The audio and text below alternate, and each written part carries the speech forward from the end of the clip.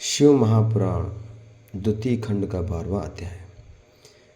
ब्रह्मा जी बोले, हे नारद, मैंने स्वयं एवं विष्णु जी, देवता, मुनि, नाग, सिद्ध सब ने शिव जी के निकट जाकर देखा कि शिव जी शक्ति सहित विराजमान हैं। हम सब ने उनकी स्तुति की तथा विनती करते हुए कहा, हे महाराज, जब हमको आपने उत्पन्न किया था तब आपने प्रण किया था कि हम तुम्हारे उपकार के लिए रुद्र नाम से अवतरित होंगे। सो ऐसा ही हुआ। आपने अपनी प्रतिज्ञा अनुसार अवतार लिया। अब आप हम पर कृपा करें। मैं और विष्णु यह कहकर चुप हो गए।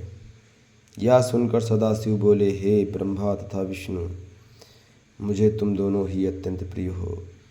तुम यहाँ मुनियों के साथ किस लिए आए हो, सो मुझे सब ठीक ठीक बताओ।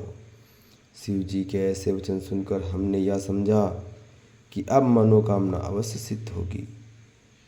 तब विष्णु और मैंने हाथ जोड़कर उनसे निवेदन किया, हे प्रभु, पहले आपने कहा था कि हम विवाह करेंगे, लोक कार्य सिद्ध करेंगे। सो अब वह समय आ गया है। अब आप अपने वचन का पालन कीजिए। शिव जी यह सुनकर हंसकर बोले, हम तो योगी हैं, हमसे विवाह भोग से क्या संबंध। हमारा शरीर अवधूत है और हमारी सामग्री भी अशुभ है। हम इसी दशा में बहुत प्रसन्न हैं। देखो, लोग विवाह से अधिक दूसरा कोई आनंद नहीं मानते, परंतु वह एक कारागृह के समान है। जैसा कि वेद भी कहते हैं कि जो बात मुझे अच्छी नहीं लगती तुम उसी के करने के लिए मुझसे कहते हो। अच्छा, फिर भी मैं अपना वचन पूरा करूँगा और विवाह करूँगा, परंतु इसके साथ एक बात अवश्य है कि मैं जिस प्रकार की स्त्री कहूँगा तुमको मेरे लिए उसी प्रकार की स्त्री ढूंढनी होगी। वह स्त्री ऐसी हो जो हमारे तेज को सह सके, वह परम सुंदरी और कीर्तियुक्त हो और वह मेरी बात माने तथा पूरी तरह से मेरी सेवा करे। शिव जी के ऐसे वचन सुनकर मैंने तथा विष्णु ने हाथ जोड़कर उनसे निवेदन किया, हे प्रभु, आपके योग्य सर्वगुण संपन्न दक्ष प्रजापति की पुत्री है, जो आपके लिए महा कठिन तप कर रही है। आप वहाँ चलकर उनको वरदान दीजिए तथा उनसे विवाह कीजिए। इतना कहकर हम दोनों शांत हो गए। तब शिव जी ने हंसकर कहा, तथास्तु। शिव जी के मुख से यह वचन सुनकर तथा मुनिया जय जयकार करने लगे। इसके पश्चात सब विदा हो गए।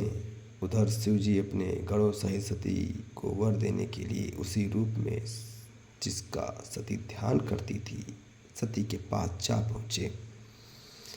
सती के मन से उस समय वह स्वरूप जिसका कि सती ध्यान कर रही थी लुप्त हो गया। तब चिंतित होकर सती ने अपने नेत्र खोले और अपने सम्मुख उसी स्वरूप को देखा। सती ने उन्हें पहले तो प्रणाम किया, फिर अपने हृदय में उस स्वरूप का ध्यान कर लज्जा के मस्तक नत कर लिया तथा आनंद में मग्न हो वे शांत बैठी रहीं। उन्होंने कुछ न कहा। उस समय सती को जो आनंद हुआ उसका वर्णन करना कठिन है। सती जी को शांत देखकर बोले, हे दक्ष प्रजापति की पुत्री, हम तुम्हारे तप से बहुत प्रसन्न हैं। तुम्हारी जो इच्छा हो वह मांगो। यद्यपि शिव जी सती को मनोकांक्षा जानते थे, परंतु सती का वचन सुनने को यह आज्ञा दी। फिर भी सती कुछ न कहकर शांत हो रही। सती का यह भाव शिव जी को बहुत अच्छा लगा। फिर वे बोले, मांगो मांगो, विलम्ब न करो, तुम्हारी प्रत्येक मनोवांछा पूर्ण होगी। इतनी कथा कहकर ब्रह्मा जी बोले, हे नारद, इस प्रकार जब शिव जी ने बार बार कहा तब सती बोली, हे महाराज, आप अंतर्यामी हैं, मेरे मुख से अपनी प्रीति सुनना चाहते हैं तथा सांसारिक जीवों का की भांति पूछते हैं तो मेरा मनोरथ सुनिए। मैं चाहती हूँ कि आप मेरे पति हों और मेरे साथ विवाह करके मुझको अपने घर की दासी बनावें। शिव जी ने सती के ऐसे वचन सुन प्रसन्न होकर तथास्तु कहा तथा अंतर्ध्यान हो गए। शिव महापुराण का द्वितीय खंड का 12वां अध्याय समाप्त।